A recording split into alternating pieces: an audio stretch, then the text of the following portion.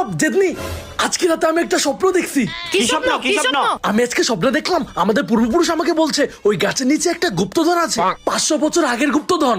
গুপ্তধনের মধ্যে অনেক ধন সম্পদ সোনা দানা আছে, আর এই গুপ্তধনটা আজকে আমাদেরকে নিতে বলছে। আল্লাহ গো, তাহলে আমরা কোটিপতি হয়ে যাব? আরে দাঁড়া দাঁড়া, গুপ্তধন নেওয়ার পিছনে একটা শর্তও আছে। কি শর্ত? কি শর্ত?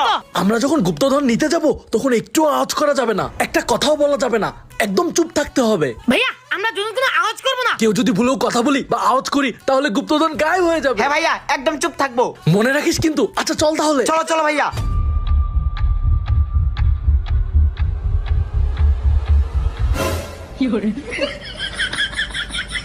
ইয়ে, আমরা বড় লোক হয়ে গেছি। ইয়ে ইয়ে ইয়ে। ভাইয়া আমরা কোটিপতি হয়ে গিয়েছি, আমরা আজকে কোটিপতি। ইয়ে চুপ! ইয়ে। বাড়িতে কি বলে আসলাম না, কথা বললে এটা গায়েব হয়ে যাবে। এখন যদি এটা গায়েব হয়ে যায়, বলতে বলতে এটা গায়েব হয়ে গেল। তোদের জন্য গুপ্তধনকে হারালাম, আজকে তোদের তো বাড়ি নিয়ে গিয়ে